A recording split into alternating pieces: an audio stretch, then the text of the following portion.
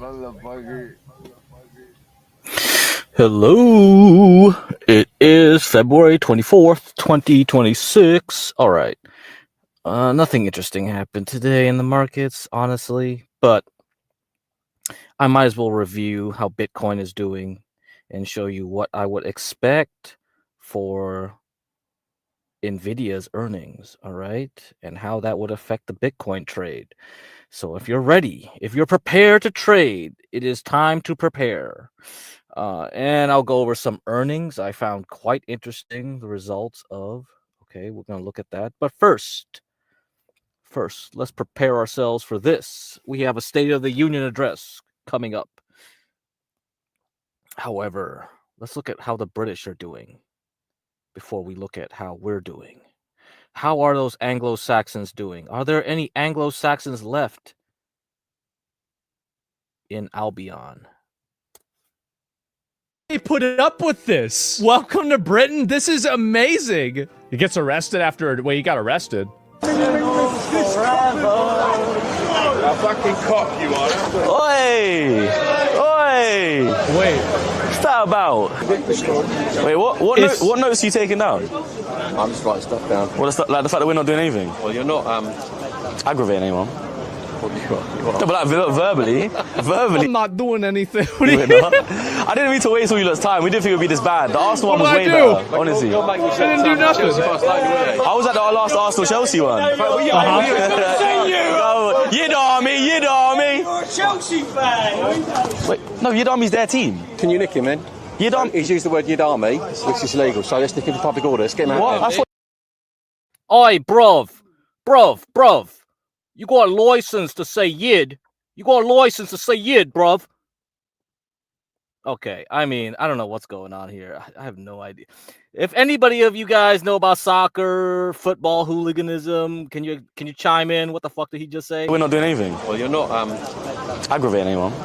what you are. No, but like verbally. I'm not doing anything. What do you We're not. I didn't mean to waste all your lot's time. We didn't think it would be this bad. The Arsenal one was What way did I do? better, honestly. You're making me I didn't do nothing. Chelsea fans like you, were I was at our last Arsenal-Chelsea one. Yid Army! You're a Chelsea fan. Wait, no, Yid Army's their team. Can you nick him, man? Yid Army... He's used the word Yid Army, which is legal, so let's nick him for public order. Let's get him out What? of I there. thought that was a... Just so we are absolutely clear, Yid Army is a self-adopted nickname and chant used by Tottenham Hotspur supporters, including both Jewish and non-Jewish fans. Come What? over here. What? I thought that was a... No. What? Mate, that's an offence. Come on, mate.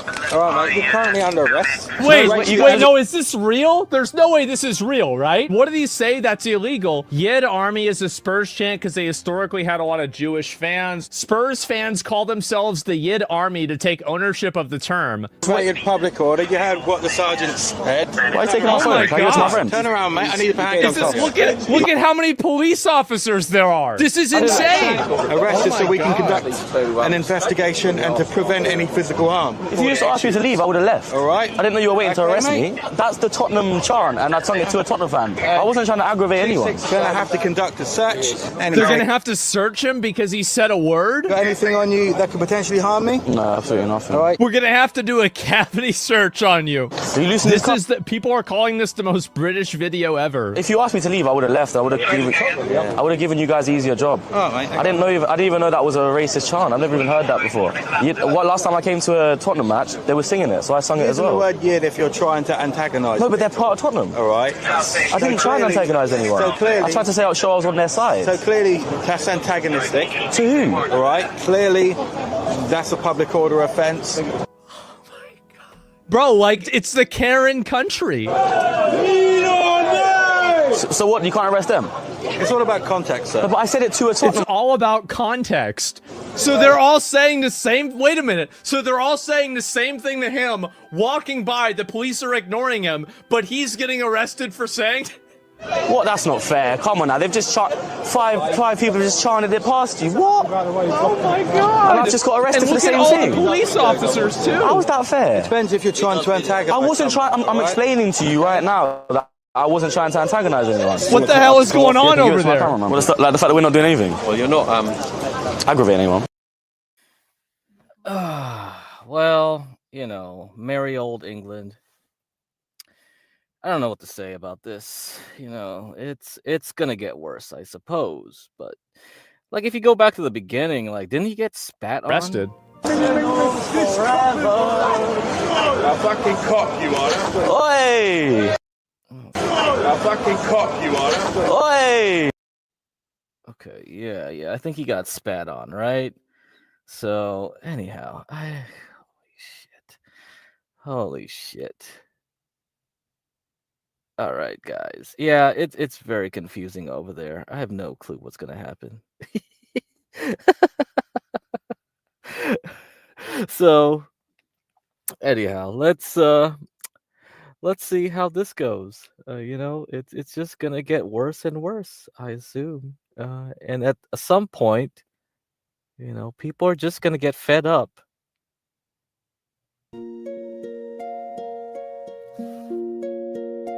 It was not part of their blood. It came to them very late.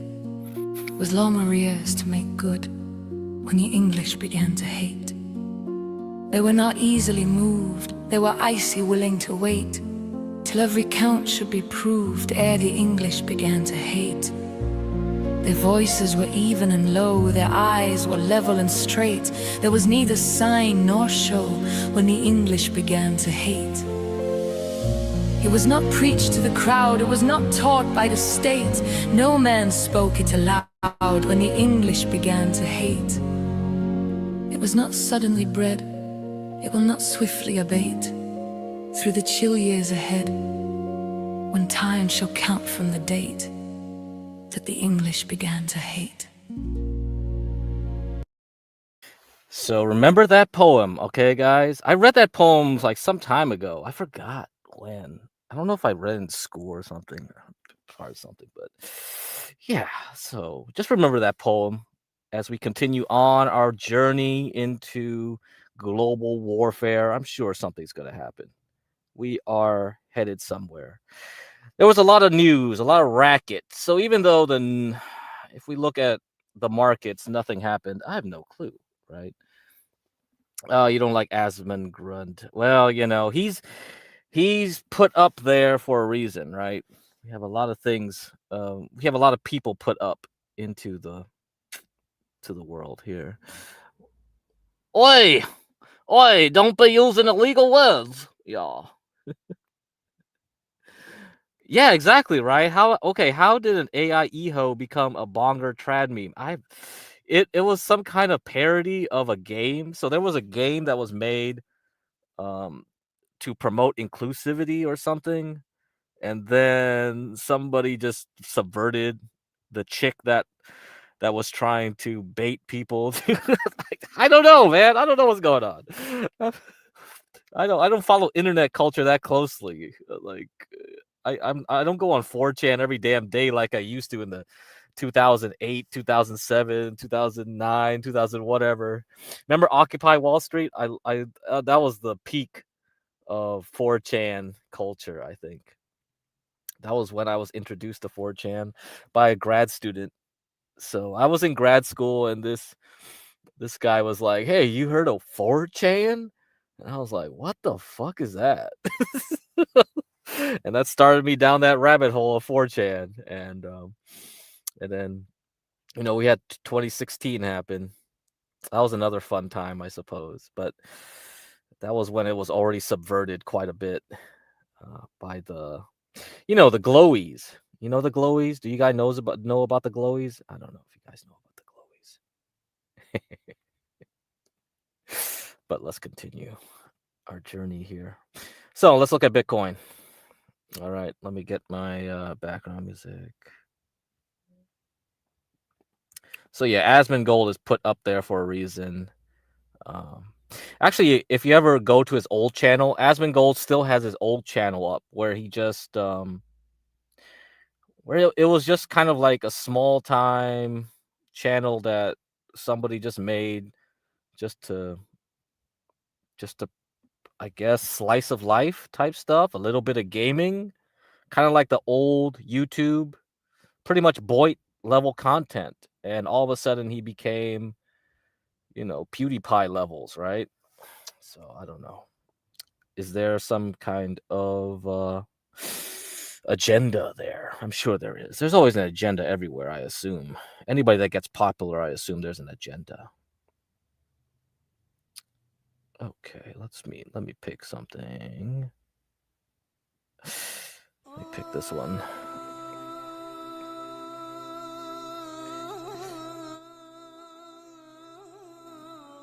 Okay. Hopefully while I was paused there, you guys looked at this chart carefully. Have you studied this chart? Have you studied this chart? What the hell? BTC dumped below 63. I mean, you gotta study this chart. Okay, this is Wyckoff, all right? So let me take away the chart and let me put back the chart. Okay? Okay? You see that? Okay? So that's the Bitcoin chart, right? This is Bitcoin dropping since February 1st. Or January 31st, whatever you want to say. We stopped here Friday, February 6th. We bounced. We went back. We went back up. We went back. We tried to go back up, failed, and now we're at the bottom.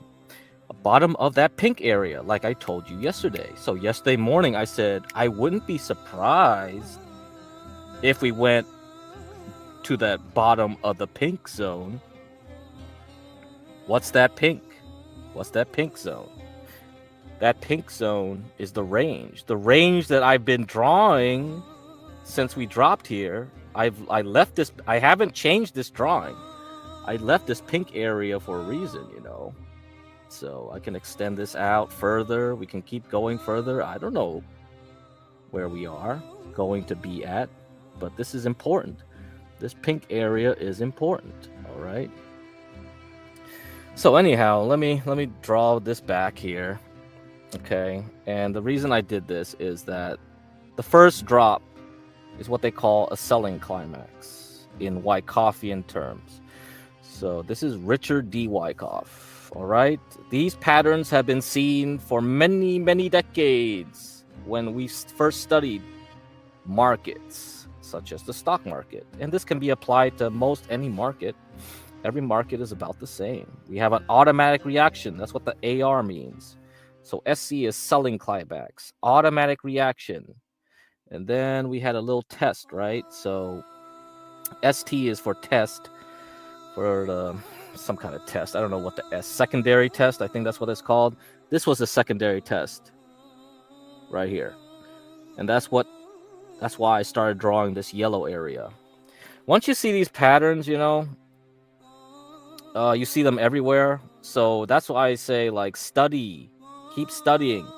This is you doing pattern recognition. AI can definitely do this because all we're doing is looking at images, right? So that's why I say looking at charts is so useful because AI can do this work for us. So if we can train AI, all right, to study many charts, and then you ask AI, hey, can you predict how long something will stay in this pink zone? Can you predict when I can buy, when I can sell? You know, can you do that for me? If you can do that for me, I don't need to do a damn thing. That's what it is. So what's the other secondary test? Secondary test at phase B was here. Okay, was in this area. So let me get that out. This is probably that area here, phase B. All right. Then we went back up. So we're still in phase B. All right. Right there.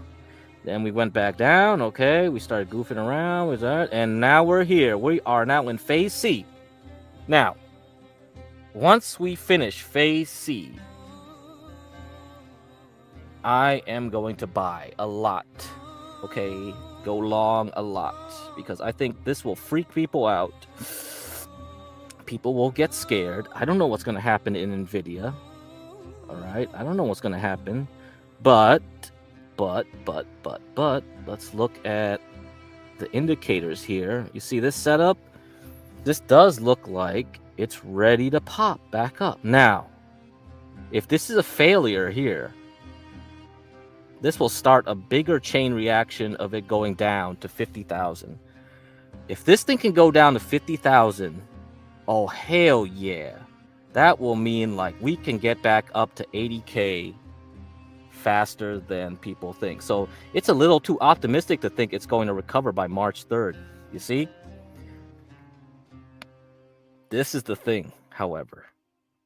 If you get a significant dump here, if you shake all the weak hands out, we can go up faster.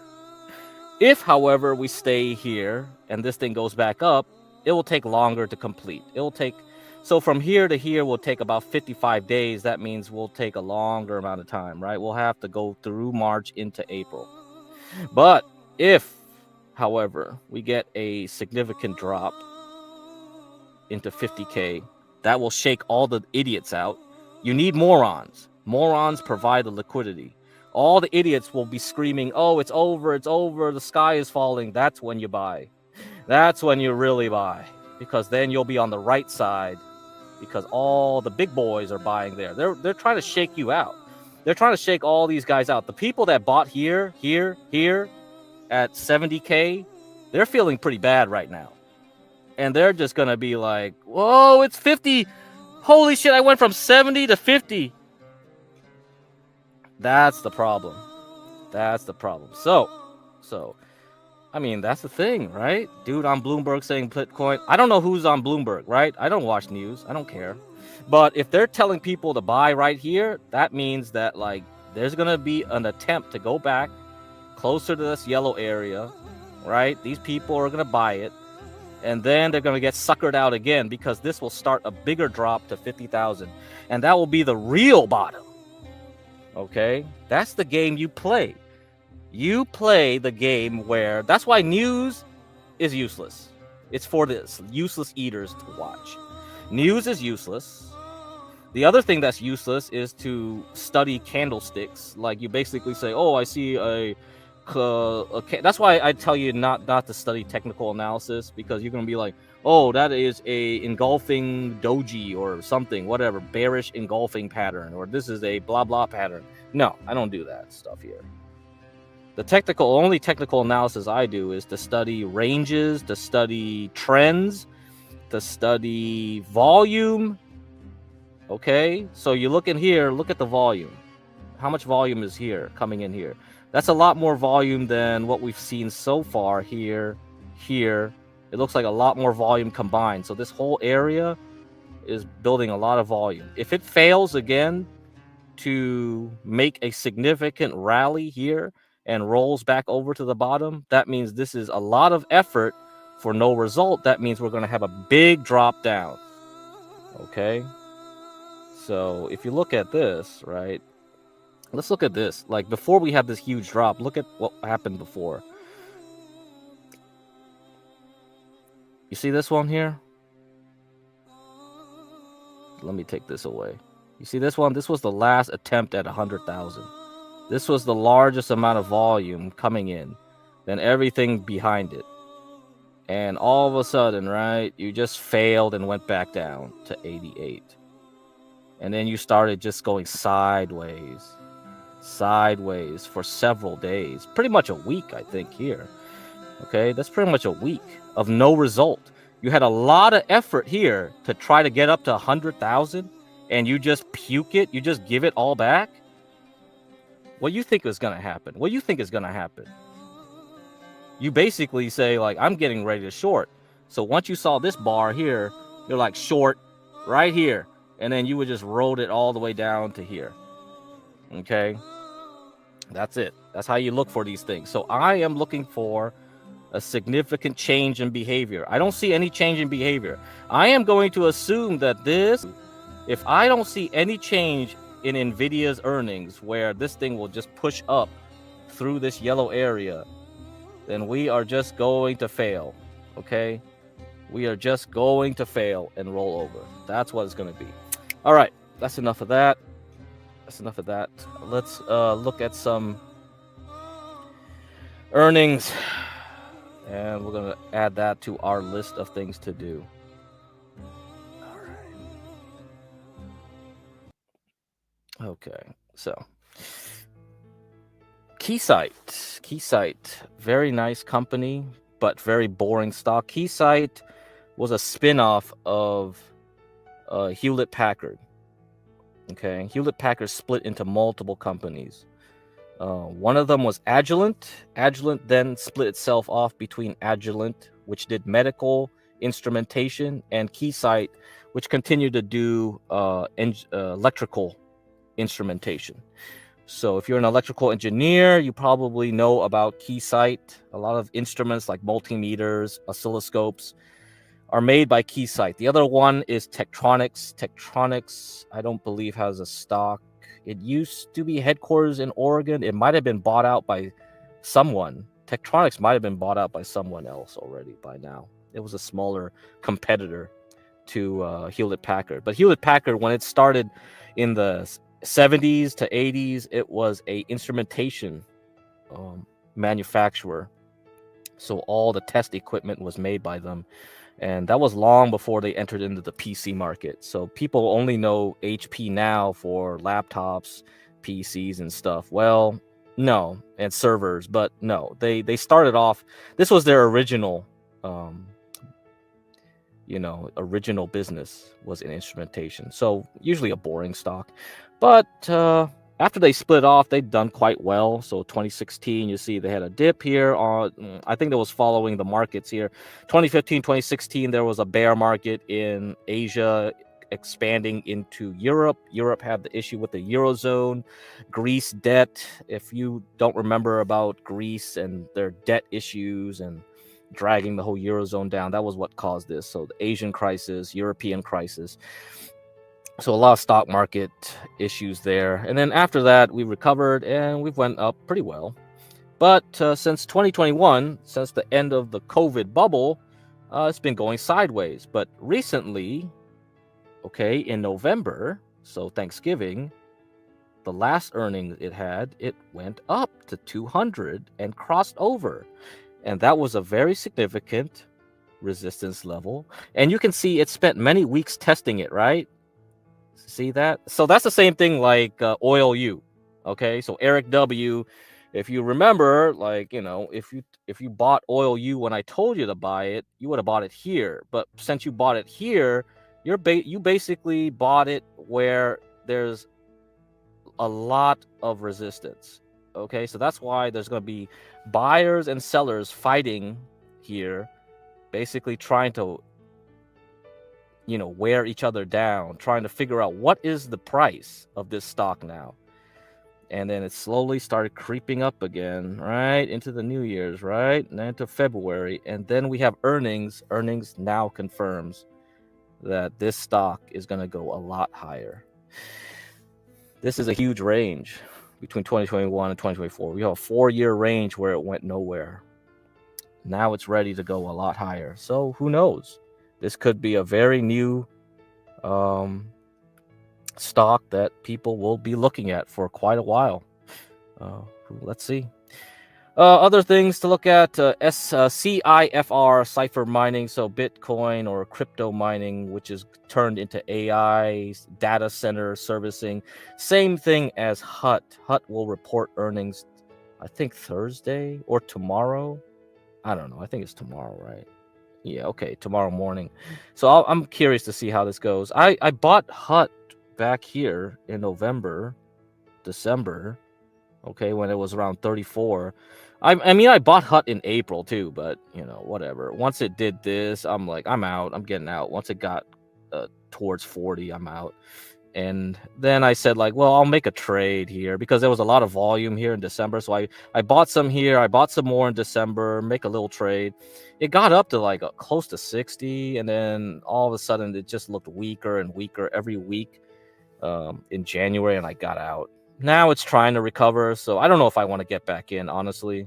But if it does hold this after earnings, if Bitcoin doesn't like shake people out too badly, if the NASDAQ doesn't completely die off after NVIDIA, I don't know. It really depends on those things too. I might get back in.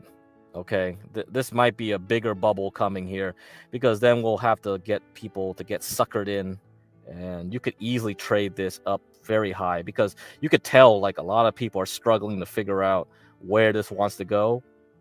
And if this thing goes against the bears, then yeah, this thing could shoot up $100 a share because there's so many shorts here. Probably, I'm guessing that they'll get blasted away, and so yeah, that'll be a good trade. Otherwise, it'll just crash. I think if Bitcoin and the Nasdaq just completely pukes, then this thing will just go right back down to $15 or something pretty quickly. So it's a potential short too, but I wouldn't be betting in any direction for now because there's just too many things going into play that you have to worry about. Okay, what's the other ones I want to look at? Italian defense company, DRS Leonardo.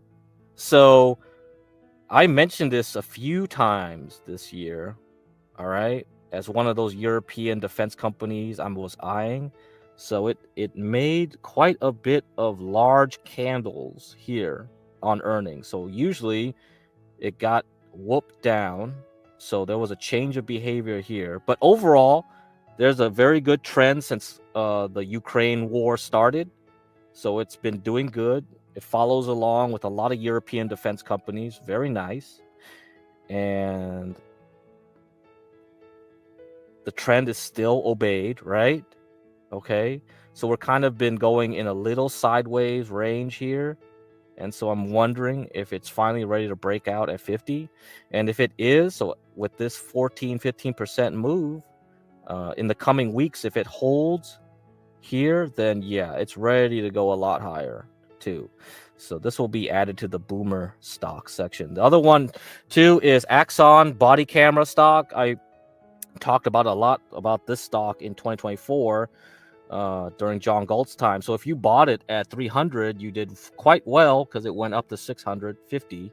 And it's been going sideways, it hasn't been doing anything. So it's pretty boring in 2025. I never looked at this in 2025 because semiconductors was the place to be.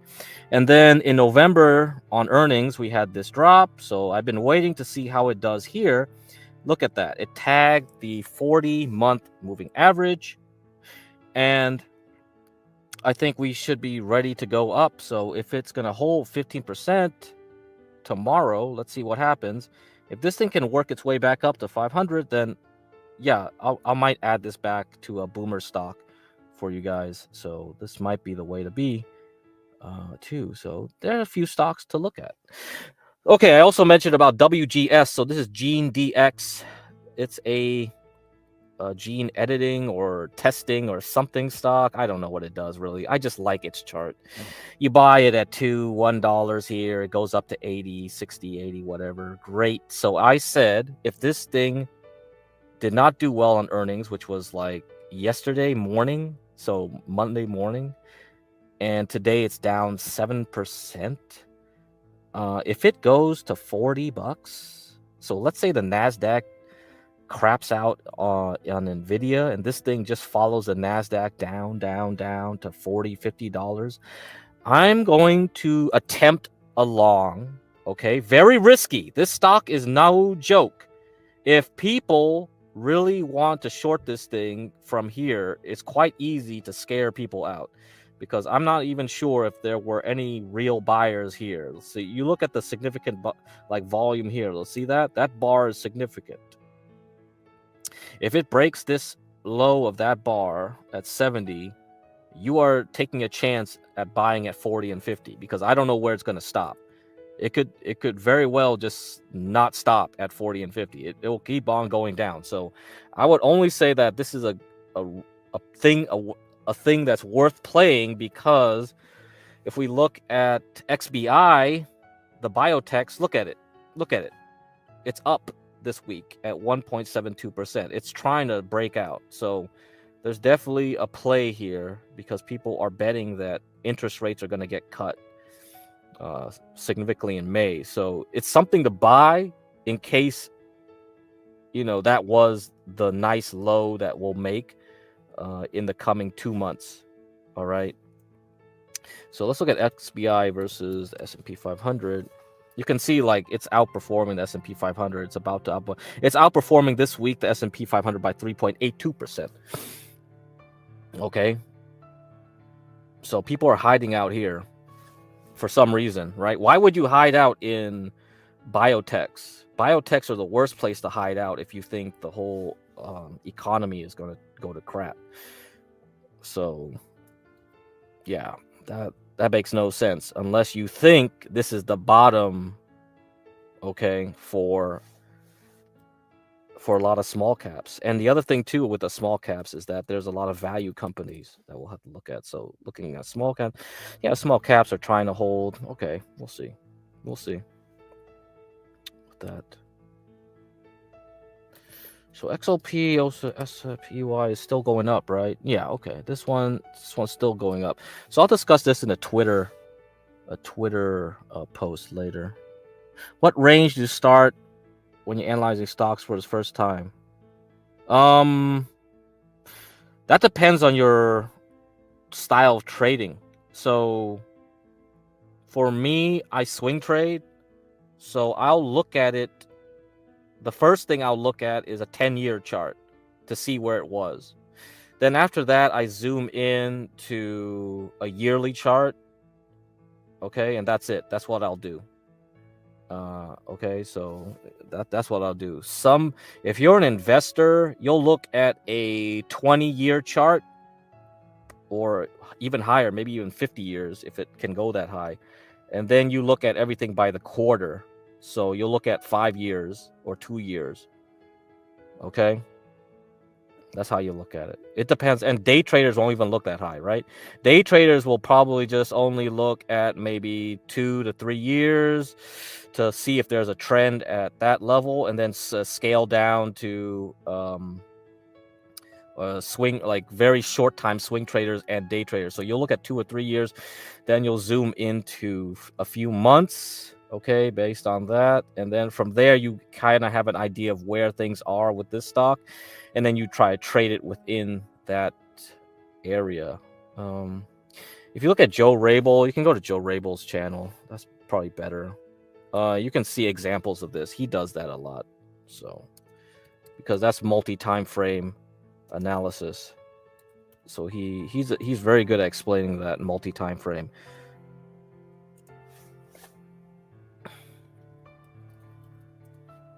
He had to change his name because someone kept like trying to spoof his channel or something. They made copies of his image everywhere, some kind of crap. Let me find it. Okay, so he changed his whole thing here.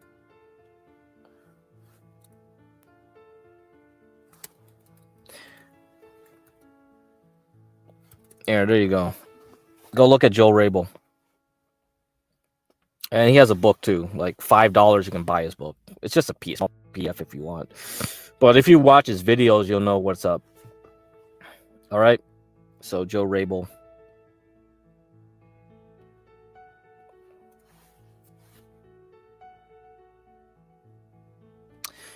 Okay, anything else? When you first look at a stock, what range? Okay, read that you use. No, it's not because it's a bellwether. It's because NVIDIA like affects everything. So I already explained this last stream or 2 streams ago. I mean, you look at the last, like the influence of NVIDIA is crazy. Like,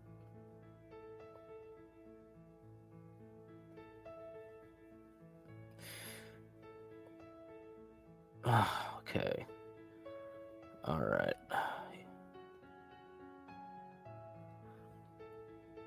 All right, let's see. This was the earnings, right? Last year.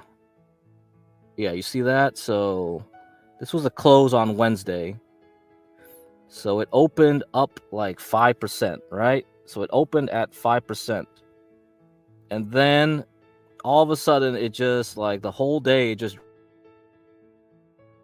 dropped.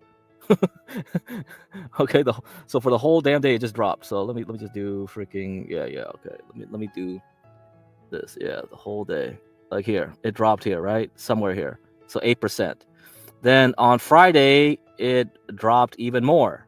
So Friday morning, basically we went from all the way up positive 5%, and we dropped to 11.60% basically. So nearly a 12% drop in a single stock. And what did the NASDAQ do during that same period? So that's just one stock, right? That's just one stupid stock. And for the NASDAQ, dropped 5%. So one stock dropping 12% caused the whole index to drop 5%. Can you explain that to me? Why does that happen? Because this is a market cap weighted index. NASDAQ 100, S&P 500 are market cap weighted. Okay. 7 stocks on the S&P 500, tech companies basically, control 40% of the whole index. And then the whole index has derivatives, right? So the S&P, the NASDAQ, they have futures that everyone plays with. They have options that everyone plays with. Tons of these people play with options, okay? Calls and puts, futures, all around the world. And so one stock, one little stock, it's not even little, right? It's pretty big, significant, trillions of dollars. It's the Nvidia is only like beat by silver and gold at this point. I think only silver and gold beats Nvidia in terms of value. So total market cap value. So let me find that website, market cap. All right. Okay, I got it. Like that's why you gotta watch all my streams. you can't skip anything. Every stream I drop something important. Okay, that's why it takes a long time to do this, because most people don't spend the time to study. Oh, what's market cap? What's this and that? Nobody cares, right? Boring shit. But this influences a lot of how you trade, man. Right. So anyway, who's Ghost?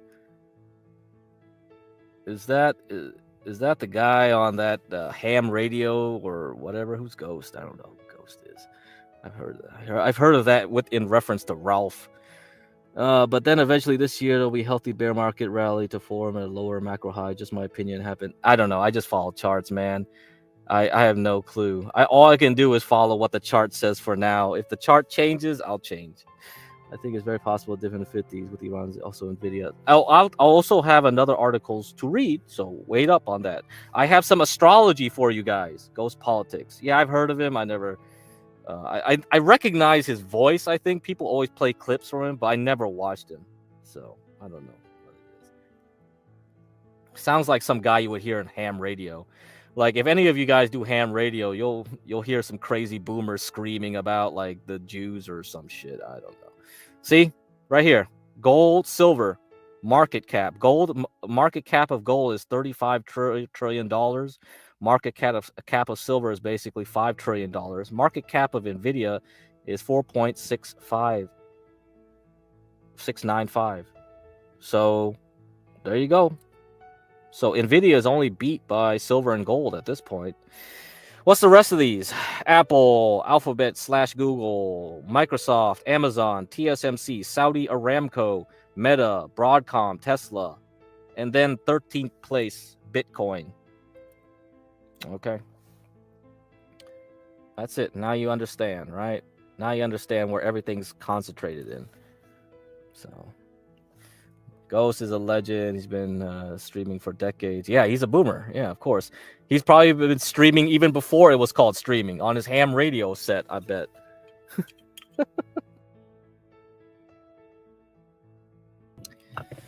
Okay. Do you guys want to hear some astrology? I have some astrology for you guys.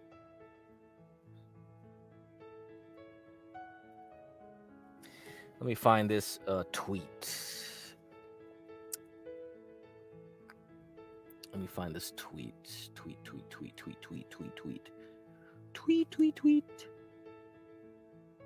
There was a lot of tweets like the past several days. Jesus Christ. See what happens when the market is boring? When the market is boring, they keep going to these crazier and crazier tweets and blog posts and all this stuff. They all keep trying to find a reason for, oh, the market's going to do this, the market's going to do that. If they can't find a reason, they'll make a reason, right? So that's why you don't listen to news. But I found this one pretty interesting. You know, I've heard about this one before, and I'm sure a lot of people are into astrology.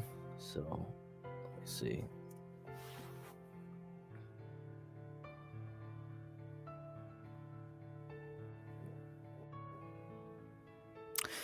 You are now entering the Poets. I never knew how to pronounce this. Poets crash window.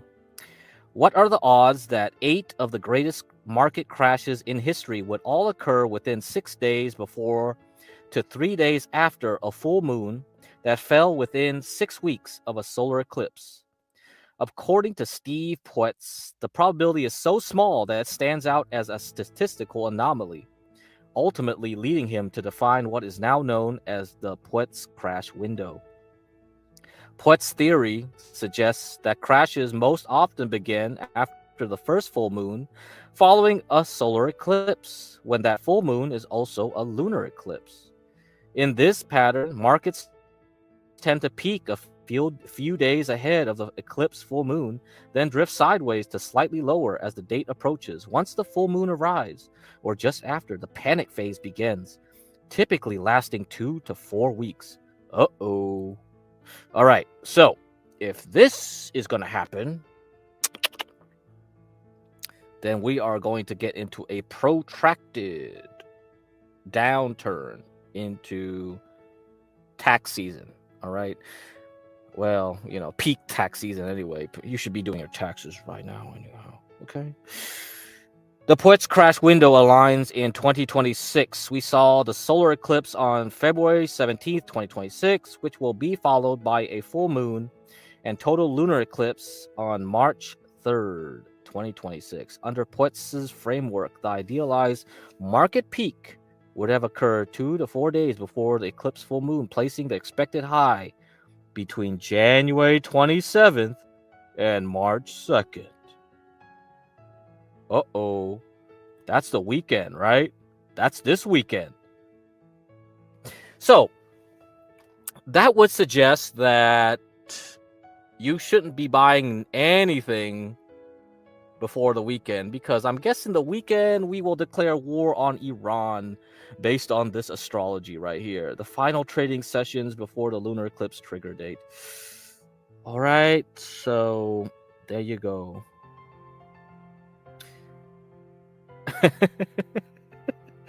Looks like there's a lot of people taking this shit seriously. All right, interesting. Okay, the people are posting here a reply. Add the Mercury retrograde. I don't know. That is interesting. So anyhow, there you go. You can go read that stupid article, or tweet if you want. I don't care. You can find it. All right. Okay. What are the things we gotta get into? No, I'm not gonna cover that. We have a State of the Union address, and then my thumbnail. My thumbnail basically had a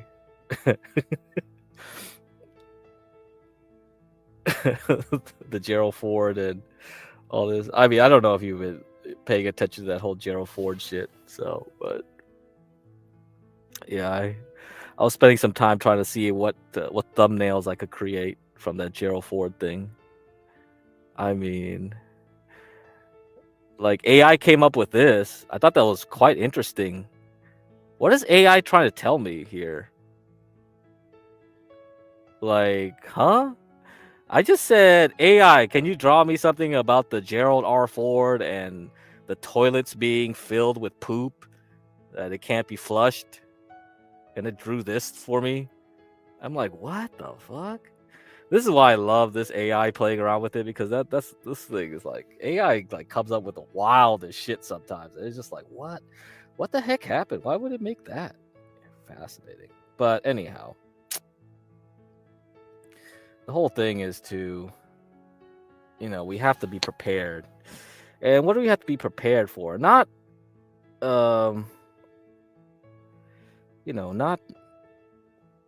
Iran. Iran's just a proxy, you know what I mean? The real target is China. All right? It's China. Okay? So Tim Cook was told by the CIA that China would move on Taiwan by 2027. New York Times reports that Tim Cook of Apple and other top executives were warned that China could attack Taiwan by 2027 and that they should plan accordingly. There was a stream today by the CS what is it? What's it called? Freaking hell, I don't know what it's called. Hold on.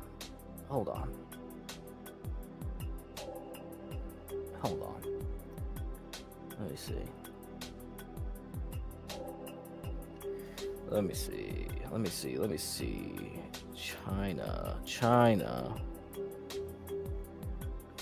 China.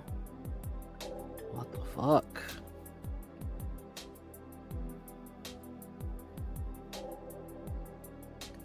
Okay, yeah, the Chinese purges. Have you heard of this? All the Chinese purges in the military or something? So today there was a live stream. I don't know if it's still going. Let me see. No, it's already done. It's finished. I'll give you the link to the live stream so you guys can watch it yourself. I'm not going to watch this shit. I don't got time to be watching this shit. Like, it's here, see? Go to assessing the scope and impacts of Xi's military purges. This was 3 hours ago, started 3 hours ago. Center for Strategic and International Studies. I think that should sound familiar to some of you guys because they're a very important think tank. So yeah, you can go to their link there, right there. All right, so there you go. I like the use of the word potentially. Let's admit there's uncertainty in the basic data of the analysis, but let's make conclusions with absolute certainty. Whatever, I don't know. So you guys can watch that yourself, okay? But they are definitely talking about this. That's the whole thing here.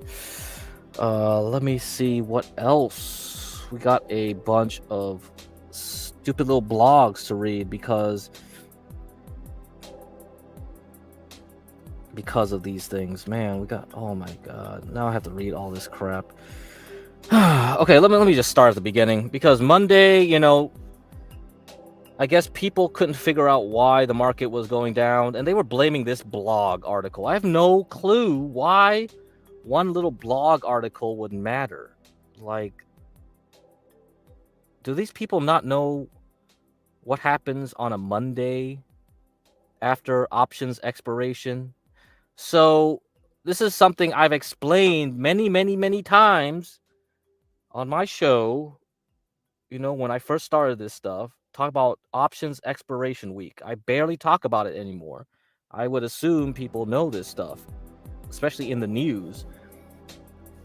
You think the news would know this stuff, but they don't, apparently.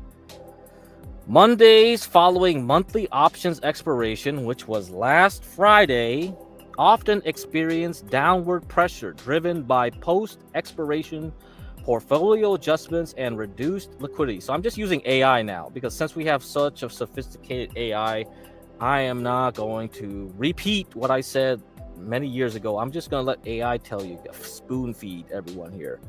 This phenomenon is part of a broader third week effect where after Friday's expiration related volatility, market participants rebalance positions, often leading to a bearish trend on the following Monday.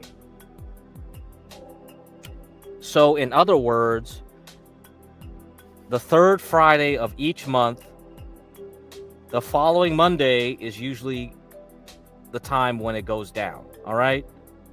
That's it. That's all it means. That means the Monday after, it's usually going to be a down day. Some people have, use that to do their strategy. So if people want to make consistent money, they think like, okay, every Monday after the third Friday, I just short the market and I should make money. Some people do that. Yeah, so, but for some reason yesterday, everyone was like screaming about this blog. And I never even heard of this damn company. What the heck is Citrini Research? But everyone was blaming this blog for crashing the stock market. Dude, the stock market just went down like 1% or something. What are you guys talking about? And like, why would this thing cause it? Like, who cares about, who is this guy? Who is Alap Shah? Who is Alap Shah? Is this an H-1B visa guy? Who is this? Anyway, if you want me to read this, all right, I'll read a little bit of this. I'll tell you what this guy wrote. So this is like fan fiction, okay? Right here. This is assuming in the future. So he's writing about the future. June 30th, 2028. The consequences of abundant intelligence. The unemployment rate printed 10.2% this morning. A 0.3% upside surprise. The market sold off 2% on the number, bringing the cumulative drawdown in the S&P to 38% from its October 2026 highs. So he's saying that the peak of the stock market is going to be October 2026, and from then on we should drop 38% into 2028. All right? Okay, this is the fan fiction here. Traders have grown numb. 6 months ago, a print like this would have triggered a circuit breaker.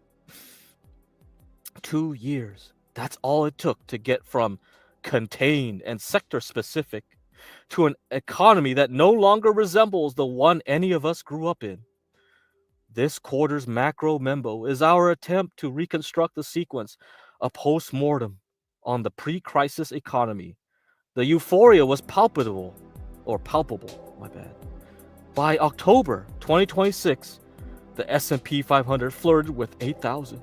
The NASDAQ broke above 30,000. The initial wave of layoffs due to human obsolescence began in early 2026.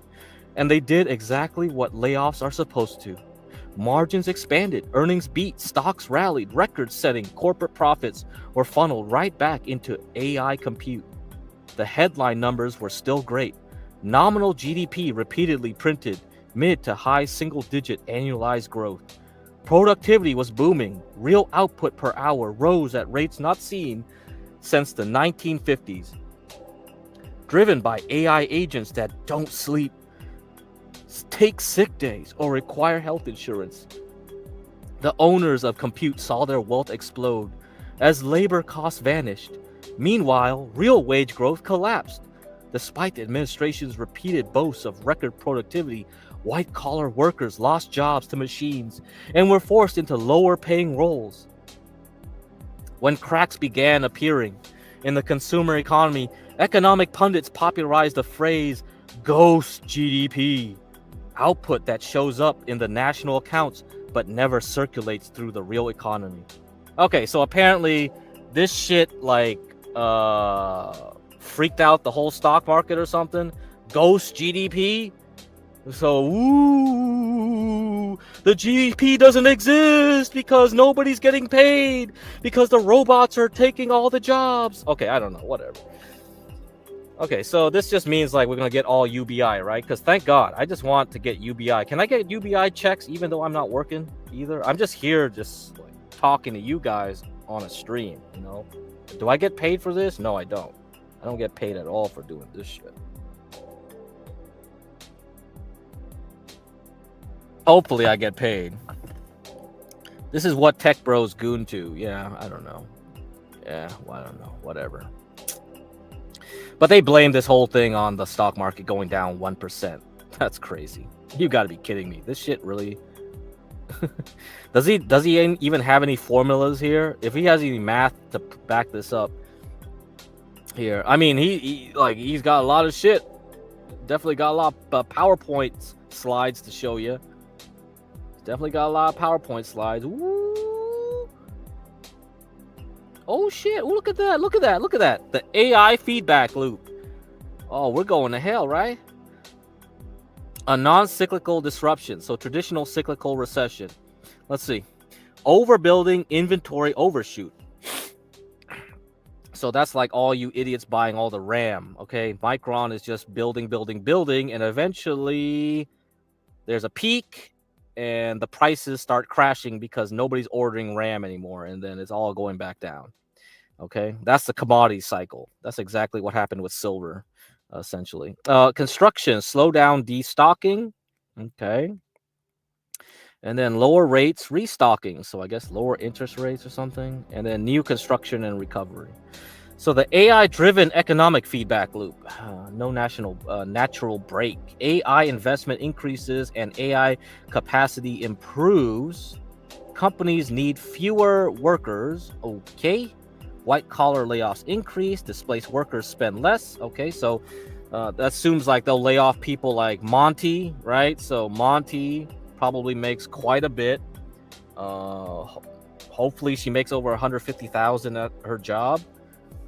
She should be able to get up to 200,000 if she works the corporate politics game correctly. So she'll be making 200,000, and then all of a sudden they'll develop an AI that could do her job, and she's laid off, and then all the money that she gave to Hormaxer, Grace, that all disappears. Or King TL wanted some money like some hours ago, days ago, right, to go fly or do something. I think he already got paid by Damius, so I don't know what job Damius works at, but I'm assuming Damius also works at a white collar type job, if he works at all anyway. And economy weakens. Companies invest more in AI to protect margins. So this causes a feedback loop where they rely more and more on AI, okay, to reduce their cost. And then all of a sudden nobody works anymore. So this thing will just keep looping and looping until everyone gets laid off, except for plumbers, concrete workers like King TL. Okay, all right. So that's the hype here. Anyway, this is way too long. I can't read all this junk. Come on. Oh man, what is this? Okay, so this PowerPoint slide, I'm guessing here, tech white collar workforce. So high skill, high wage gets laid off, and they run into what? They do DoorDash. So they all run to do DoorDash and Uber Eats, and then what happens here? Then everybody gets lower wages, and then they get screwed this way too. Okay, what's your next slide? What's this one? Private credit and life insurers. Asset managers. Yeah, Apollo is a big one. So what does this mean? So AI disruption to ARR drives wave of defaults. Oh, okay. So we're going to get into a credit default spiral here too, huh? Goes all the way to Bermuda. So insurance companies are going to get screwed over. What? Holy shit. So this contagion is going to spread to my life insurance? Oh my god. Fuck. So he compares this to the 2008. So this is here's your fan fiction. So subprime crisis, all right? So origination, bad loans with no documentation, ninja, stated income, ninja. What is that? Is that the N-word? Is these try to sneak in an N-word in there? Borrower profile, subprime, low FICO, low credit, minimal savings, trigger, rates reset, payments spike, delinquencies visible almost immediately, broad Sunbelt sprawl. So yeah, if you guys remember 2008, a lot of the houses in the Sunbelt, Phoenix, Arizona, Vegas, inland California, basically like Inland Empire areas, Barstow, like between LA, Riverside, and Vegas. Write down bad loans, punish fraud. All right, so 2028, we have good loans, real income, real docs, real down payments, prime, subprime, high FICO saving buffers, trigger, income permanently impaired by AI displacement. So he's basically saying when the wages start crashing, all these guys get laid off, they run to the gig economy. The gig economy starts going down. I mean, because like all these guys are competing for the same freaking wages, and the elites basically don't need to pay you anymore because there's so much damn supply of workers. They can pay you less and less, and you're still desperate to work at DoorDash and Uber Eats. Apparently, you can't figure out another way to make money. Delinquency is variable and timing masked by HELOC draws, so HELOC, home equity loans, 401k withdrawals, credit card bridging. I think we already have this issue. These HELOCs and I mean, they're gonna start, or they already have started. So I already see like credit card delinquencies rise. Concentrated in tech finance hubs. So that means San Francisco, New York City, Seattle, Manhattan, Austin. So all these cities are going to turn into even worse places, huh? Okay. Technology keeps improving, preventing underwritings. A pool of new buyers continue to shrink. So that just means like we need like UBI, okay? So I don't know. What the hell, man? Whatever. Okay, yeah, so you guys can read this on your own. I have the link pinned. I think that's enough fan fiction for today. I spent way too much time on that. Let's look at this fan fiction here, if this is even fan fiction. So the New York Times posted about Taiwan, right, in 2027. So 2028, we got to worry about AI disrupting wages. And 2027, we got to worry about invasion of Taiwan. Okay, the looming Taiwan chip disaster that Silicon Valley has long ignored. So federal officials have for years tried to wean Silicon Valley from its dependence on Taiwan, an island democracy roughly the size of Maryland that makes 90% of the world's high-end computer chips. If you didn't know that by now, I don't know where you've been, but everybody should learn that Taiwan makes pretty much everything you have in your computer and iPhone. In secret briefings held in Washington and Silicon Valley, national security officials warned executives from companies like Apple, Advanced Micro Devices, and Qualcomm that China was making plans to retake Taiwan, which Beijing has long considered a breakaway territory. A Chinese blockade of Taiwan, the officials said, could choke the supply of computer chips made on the island and bring the U.S. tech industry to its knees. Two presidents have tried persuading the industry to change. President Joseph R. Biden Jr. offered financial grants worth billions to improve the domestic production of chips. After that didn't work, President Trump threatened billions in tariffs to essentially accomplish the same thing. But warnings, gifts, and threats have made little difference. The U.S. tech industry has stubbornly refused to shift where it gets most of its chips, which power things like smartphones, laptops, and the great giant data centers that run artificial intelligence. Now there is increasing concern that inaction by some of Silicon Valley's most important companies risks destabilizing the global economy. Those worries drawn into focus by recent live fire drills conducted by the Chinese military in waters surrounding Taiwan have prompted dire warnings from White House officials.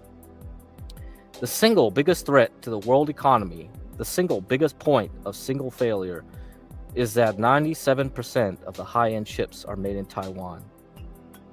Treasury Secretary Scott Bessent said last month at the World Economic Forum in Davos. Okay, so I'm not going to read the rest of this stuff. This seems like it's just more fan fiction. Now, there is importance to read fan fiction, however, like this. Somebody out there is trying to put these things out into the ether, right? They're trying to change how people feel about stocks. So when AI first started like percolating, they started going like, oh, okay, we got OpenAI, we got ChatGPT, look at that. So they wanted people to run into AI stocks, right? Now you look at here, all these things are trying to make people get afraid of staying in semiconductors, and AI, right? In a way, kind of, not really. But I think the other thing that you should look at is these type of articles. They're trying to push you into more of a mode where you should expect conflict somewhere, right? You should expect conflict. This one here definitely for sure wants you to get into some conflict mode. So let me read this summary thing here. So this blog, Mac Rumors, they made a summary of this stuff. Let me see if they summarize this thing for us, so I don't need to read that huge ass article. Blah blah blah blah blah blah blah blah blah blah blah blah. Okay.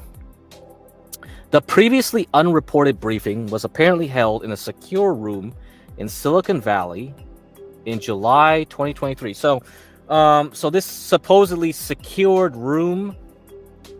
So it says secured room, and now it's got leaked somehow. So this secured room, whoever was in this secured room, they know who it is, and whoever leaked this to the New York Times is gonna get whacked or something. I don't know, punished for leaking it, or did they just leak it on purpose right now for a reason? Is there a reason why this news item should be released to the public now?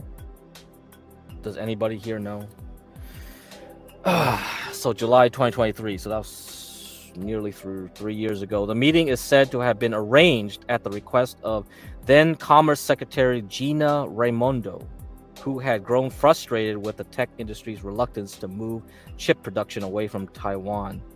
CIA Director William Burns and Director of National Intelligence Avril Haines reportedly presented the latest intelligence on China's military plans to cook NVIDIA CEO Jensen Huang, AMD CEO Lisa Su, and Qualcomm CEO Cristiano Amon. Cook reportedly told officials afterwards that he slept with one eye open.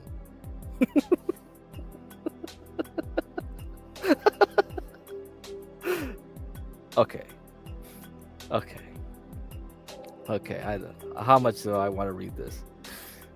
Blah blah blah blah blah blah blah. Okay, that's nothing. So, what I want to tell you is that there's reasons why these articles are coming out. The one with about like wage spiral and the AI increasing unemployment to 10%.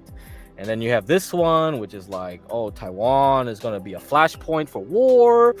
So, what do we have recently in the news? What we have recently is the fact that there are clogged toilets on the USS Gerald R. Ford. Now, several days ago to 1 week ago, these articles were written by another think tank. So this website called 1945 is run by a think tank, and they started like blasting these articles. You know, very convenient. They blasted these articles just before all the poop stuff started happening, like the rumors of like people throwing towels into the shitter.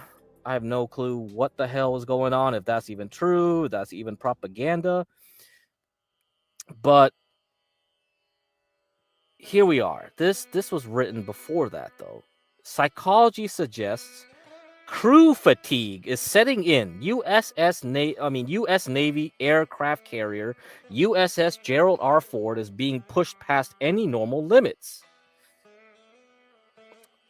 So America's most advanced, most expensive aircraft carrier is being sent back to the Middle East after more than 230 days deployed. Even with EMALS and AG, so these are like the takeoff and landing technologies that allows these jets to be, launched and returned very quickly. So the Gerald R. Ford is the latest generation of aircraft carriers, which is supposed to be able to launch sorties of jets faster than any other aircraft carrier in history. Described as steadier since 2025 and layered defenses, okay? The carrier is framed as increasingly exposed to Iranian anti-ship ballistic missiles, potentially enabled by possible Chinese space-based tracking. Now, the reason why you would write stuff like this, and then all of a sudden we have this poop issue on the whole carrier, is to essentially get Congress to increase defense spending. So I assume that when Trump is doing his State of the Union address tonight, it's going to be filled with this type of rhetoric where we need to increase our defense spending. This is probably what's going to happen. So, stocks like Leonardo, are really the place to be. You want defense company stocks right now because they're going to keep pushing this stuff as we continue into 2030. Having conducted extensive training operations in the North Sea last year with NATO, then operating near the Middle East during the 12-day war, serving as the flagship of the U.S. Navy's flotilla off the coast of Venezuela, which ultimately captured Nicolas Maduro and his wife in the early hours of the morning on January 3rd, the Trump administration has now ordered America's most expensive and advanced flat top back to the Middle East.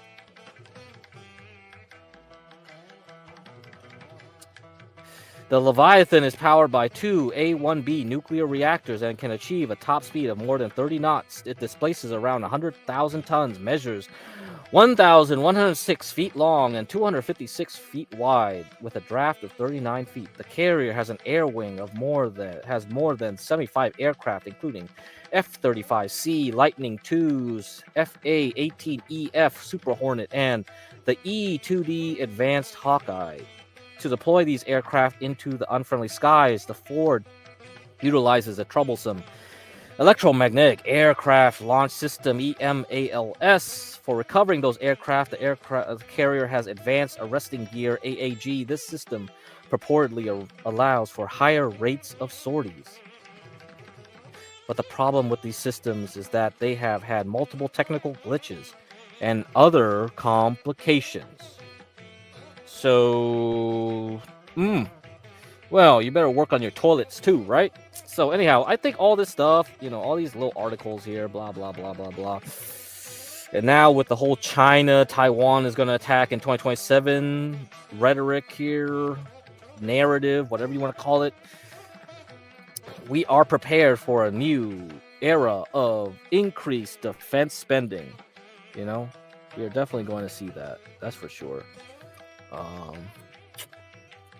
So we're going to have to look at those stocks. And the same thing with aluminum. You have to look at aluminum. If aluminum is going to increase, then we know what war is coming. So if you're going to keep seeing aluminum prices go higher and higher into 2027, then you'll know for sure there's something big is about to happen. This Iran stuff, it's just going to be like people slapping around their whatever. It's going to be nothing. It's probably going to be nothing. But it is an extension of the proxy wars. Okay, because most of these are used to test new technologies, right? The Maduro one was definitely used to test certain new technologies. Ukraine, Azerbaijan, Armenia, all these, that was testing all the drone sophistications, anti-drone and drone tech. So all that stuff is being tested out. And the other thing too is like psychological warfare, info war, essentially. So Palantir, right? How much information can they absorb, and how much of that is used to train and adapt to new tactics, all right, used in the battlefield. Psychology suggests, let's see, let me blah, blah, blah. Is this the same one? Fuck hell. Come on. I already read this. No, I wanted this one. Oh my god. Okay, here. So this is the other article that was written that these guys at 1945 made. Significant mechanical degradation. So remember, this was just 2 days before all the poop stuff happened, right? So it's pretty damn convenient. The U.S. Navy just lost another nuclear supercarrier. So, aircraft carrier USS John C. Stennis, CVN-74, remains sidelined at Newport News Shipbuilding, with its midlife overhaul now delayed by 14 months due to supply chain issues and significant mechanical degradation. During inspections, workers discovered a significantly degraded steam turbine generator essential for converting nuclear energy into electrical power. So, like I told you guys, you know, as much as we have in technology in 2026 compared to like the 1800s, we are still far primitive compared to whatever advanced civilization lies out there. Okay? So you better hope there's no Independence Day aliens coming down here, because they will wipe you out. All right? Because look at this. We still use steam to make power. Because even though if there's a nuclear energy plant on that boat, it still has to convert it to electricity through heating up water. Do you know how crap that is? Because you have to put salt water into the boat, boil it up, and then, like, oh my god, freaking hell, we can't do any Star Trek stuff, so there's no Star Trek. All right, completely nonsensical. Anyhow, so you better go back to Roswell and find more tech for us to reverse engineer, because this is very bad. So obviously, of course, there's going to be mechanical issues. This setback forces the USS Gerald R. Ford to remain on high-tempo operations against Iran, raising concerns about crew fatigue and system strain. While the Navy has implemented quality-of-life improvements to avoid previous RCOH failures, the geopolitical need for the Stennis in the Indo-Pacific and Mediterranean has never been more urgent. Anyhow, yeah. The U.S. Navy is frustrated by the lack of full aircraft carrier readiness. The USS Gerald R. Ford supercarrier is on another mission against Iran that could stretch it to the breaking point. Well, it's already broken, right? So we already broke this carrier. The Nimitz-class USS John C. Stennis carrier is out of action until October. So if Taiwan wants to get taken by China, you know, you still have a window, right?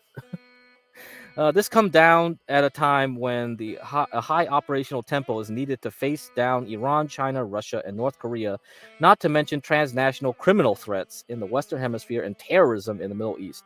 So, yeah, Team America World Police. The John C. Stennis is in port for refueling and complex overhaul. So that's what the RCOH meant. At the New York News shipbuilding in Virginia, which has rendered it combat ineffective since 2021.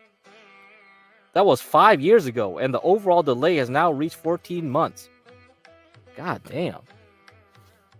Should I just go into fusion physics? I don't know what you should get into. Can you make me an antimatter matter reactor?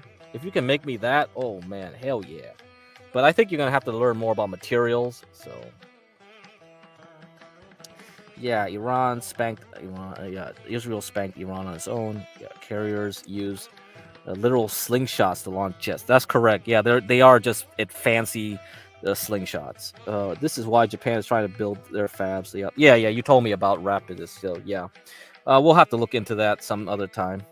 All unemployed Jeets will have the gig economy unlocked. They already have it unlocked. They also buy up buildings, tons of buildings. All these apartments I've seen around the neighborhoods. So if you have a multi-unit complex and then one Indian comes in, they just buy the whole thing. So if you go to John Galt, you can go ask him about it. He probably seen it himself all over DC. So yeah, he'll be the last black landlord in DC pretty much. So that's about it. Okay. Blah, blah, blah, blah, blah. RCOHs are difficult procedures for shipyard workers and sailors. This process can take tens of millions of man-hours. All systems are checked and double-checked. Spare parts and components are ordered. The nuclear propulsion system is transformed into a modern marvel. Weapon systems are overhauled. No space in the carriers left unchecked. Is this a repeat of the USS George Washington saga? The Stennis delay reminds one of the nearly 6-year RCOH of the USS George Washington that spent so long in port. Its crew suffered from mental health anguish that led to 11 self-deletions. The Navy expected the RCOH delays to be resolved. Oh, what? I didn't even know that. Oh, yeah. Okay, you can read most of this stuff anyway. But I think this just means like somebody out there, some think tank out there, wants more military spending. Okay, and this is really going to affect things. And you know, military spending is going to be in competition with AI spending. So before I leave you guys, so it's almost 1 hour and 30 minutes. Before I leave you guys, there's been a lot of like little news tidbits on spending. So here's an AI one, right? Here's some AI one, and then I'll go and find another one here.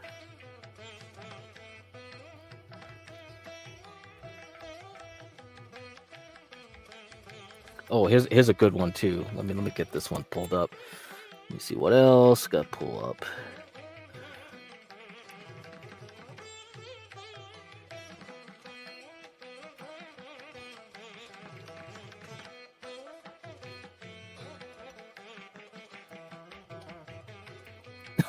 Oh, this one's an Epstein one. This one's fun too. Okay, let me read this one for you guys too.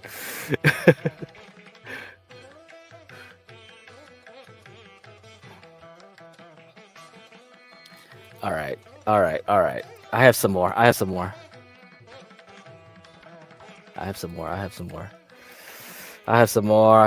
gonna read all you guys these little tweets. Okay, tweet segment.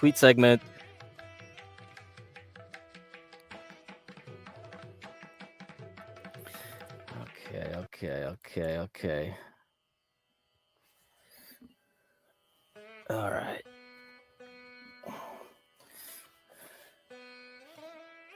Come on, don't crash the computer. Hurry up. Man, I need more memory on this thing. All right.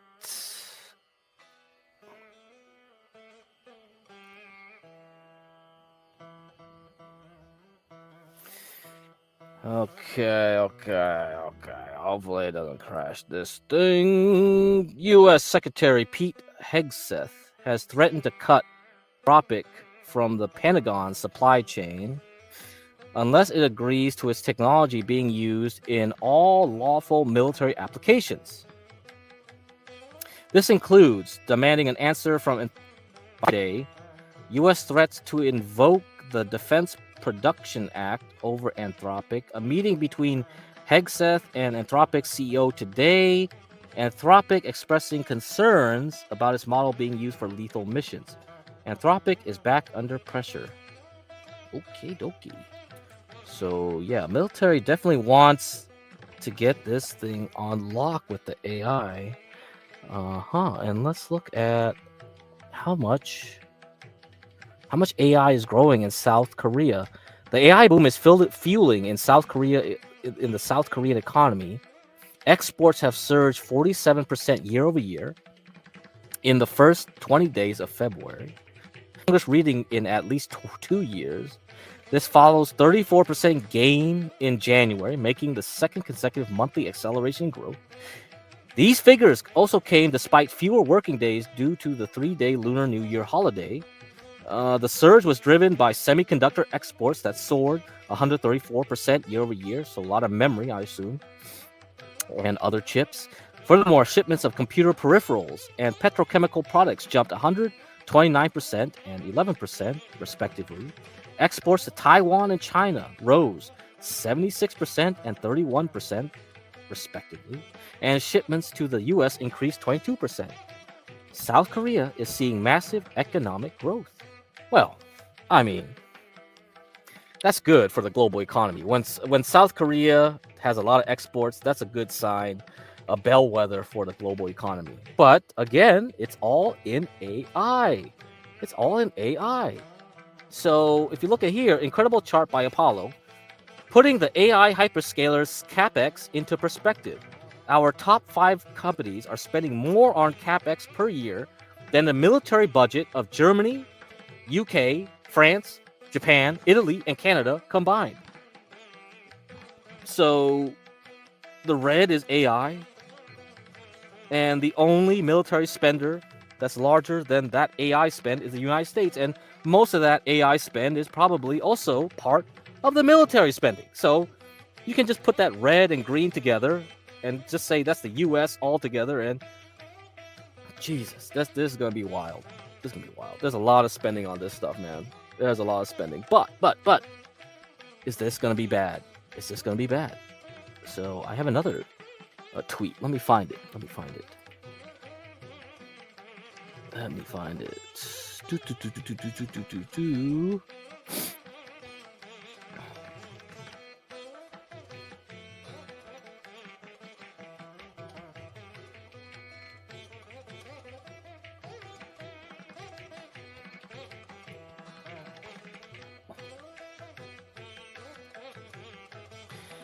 All right, this one.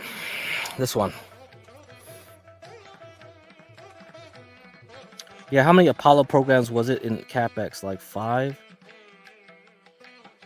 You talking about like the moon missions, Apollo? Because a tweet, when they talk about Apollo, that's just the fund. That's just the fund. That's just a big investment fund or something. So I don't know if that's what you meant.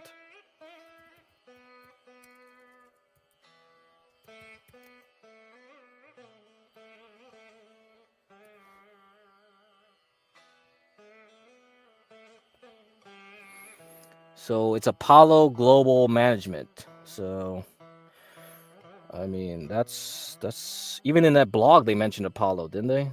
That blog that was talking about that AI fantasy. That's Apollo. So look up Apollo Asset Management.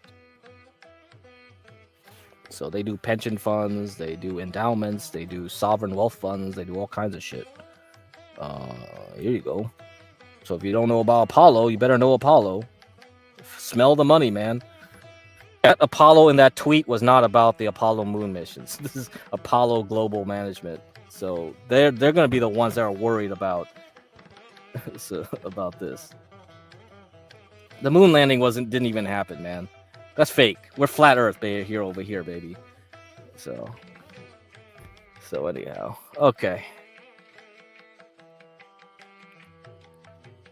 So credit default swap protection on big tech is surging. The total net notational CDS, so that's the credit default swaps, outstanding on major tech companies has surged to a record $10 billion. So a CDS is essentially a insurance policy on your bond. So if I buy a bunch of bonds, okay, from some company like Microsoft, Oracle, whatever, any of these companies that do a lot of AI, Google, then so the Oracle ones definitely had a big problem. A lot of people were buying CDSs on them because they didn't believe that Oracle could pay them back. Because bonds, you have to remember, are a contract. Many large contracts, many years. So you can buy a bond from Apple, right? It could be like 10, 15-year bond. And you don't believe that Apple will finish paying you off in those at the end of 15 years. Then you would buy a CDS. A CDS will protect you from it, from them not paying you. So this is now a record $10 billion, nearly 5 times the $2.2 billion seen just 13 months ago. Oracle leads at $6 billion, so that's well known. We know Oracle is an issue here. And then now it's followed by Amazon at $1.7 billion, Alphabet at $895 million, Meta at $687 million, Microsoft at $521 million, and Nvidia at $220 million. A year ago, CDS contracts on many of these names did not even exist. AI debt binge has likely gone too far. So there you go. Wall Street is saying massive big tech capex is not sustainable. 35% of global fund managers say companies are over-investing, the highest in at least 20 years. 30% of those surveys see AI capex as the most likely source of a credit crisis. Oh no! Oh shit, the AI bubble. So anyway, let's look at the housing market right now. So I saw these tweets, And you know me, right? I've been talking about like the 18.5-year cycle in housing. And so if you're willing to wait to buy a house, I think in the next several years, there will be some kind of housing crash that will occur. Maybe it will coincide with the war with Taiwan or something like that. I have no clue. But, you know, we already are hitting our 18.5-year mark since the 2007 crash, all right? So since 2007, you know, it's been about 18 years. Okay, guys, it's time to get ready. Pucker up, and prepare yourself. So Google searches for "can't sell a house" just hit a all-time high, higher than 2008, higher than COVID, higher than anything we've ever seen. We all know what that means. So let's look at this. U.S. housing just flipped. Sellers now outnumber buyers by 600,000, the biggest gap ever recorded. From bidding wars to please take it in record time. Okay, well,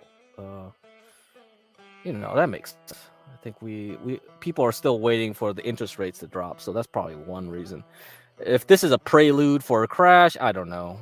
But for sure, people, if they know that there's going to be a change in the Federal Reserve chair, then they probably are waiting it out and see what happens to interest rates once the new guy gets in. So that's probably nothing.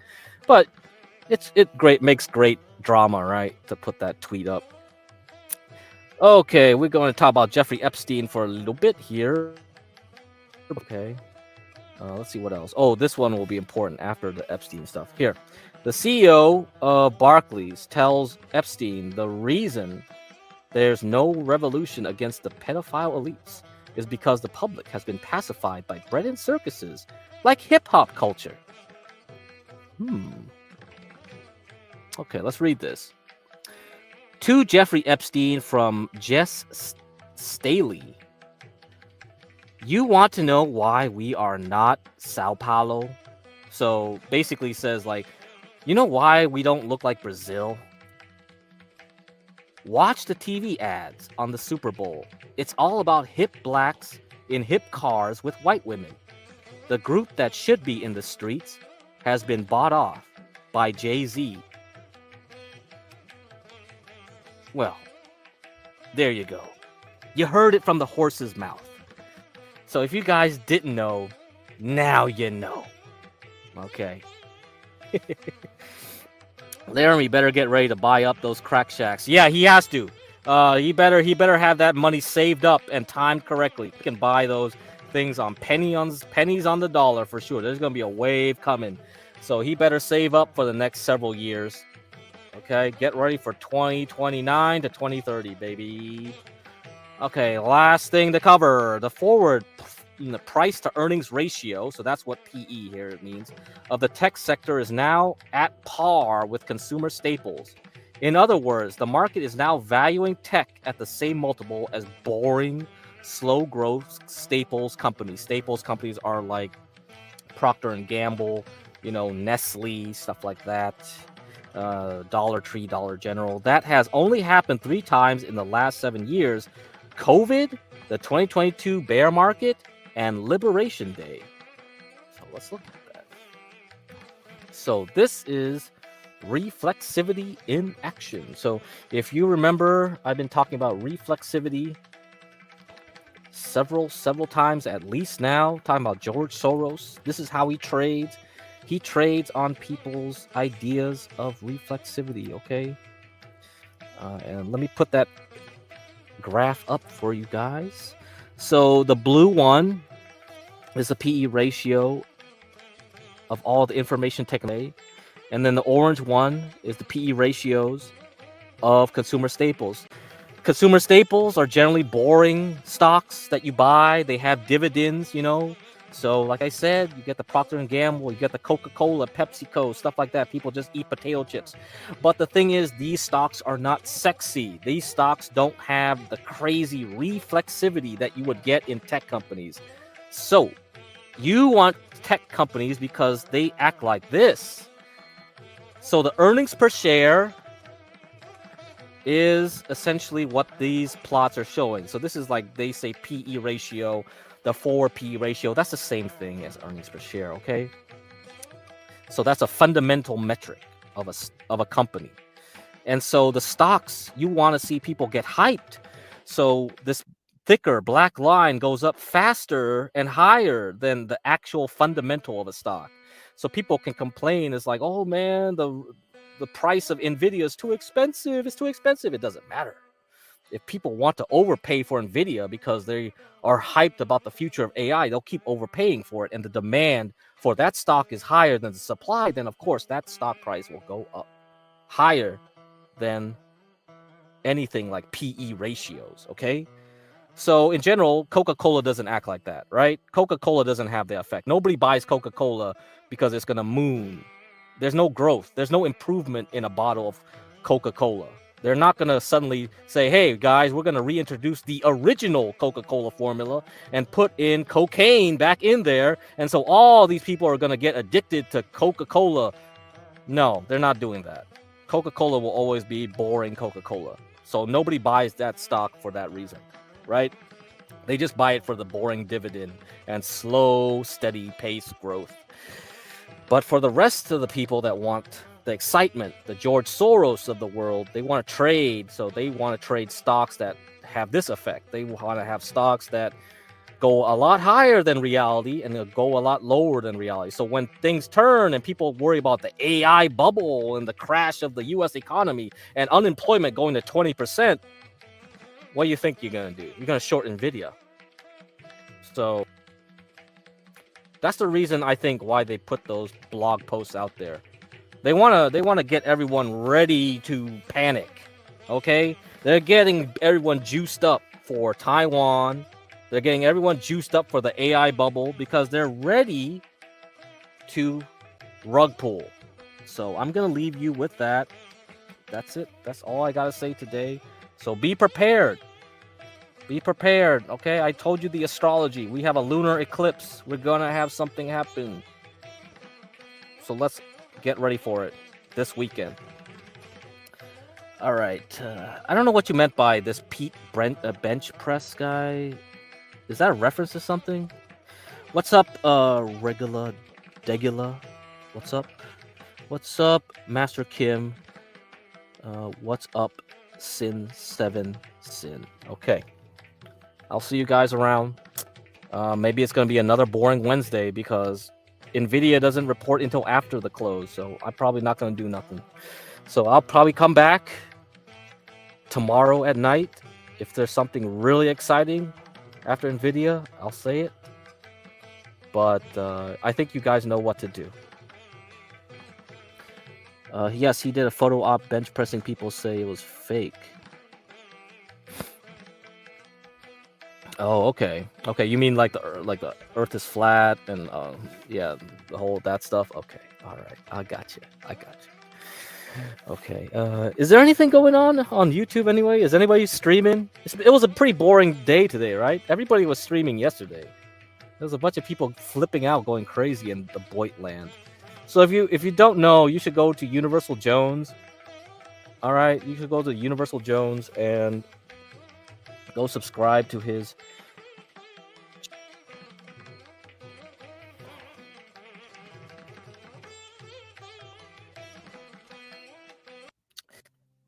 Yeah, so yeah, just go to his channel, man. Just go to his channel.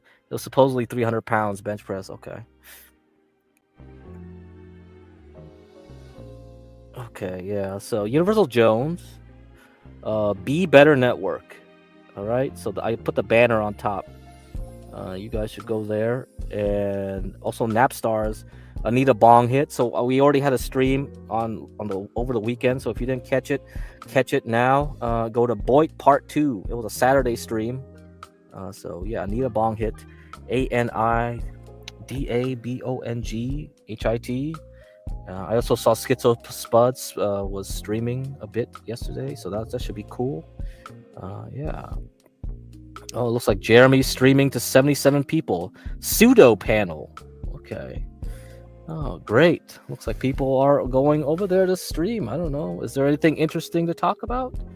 And also, please subscribe to my Kick and YouTube channels, just in case Urban Landlord gets struck down. Okay, so give crack to me on Kick and YouTube. GIVECRACK. The number 2 and ME. All right. Be better. Okay. Yes, that's it. No, I'm not kidding you. That's his channel. Be Better Network. All right. So you better be better. Later, folks. Go over to Jeremy's. Go see what he's doing. He's got 77 viewers, so it must be spicy. He must be talking about Grace or some shit, right? He only gets viewers when he has to deal with Grace. Something to do with Grace. So go over to Jeremy's panel. Put you up there. All right. Later.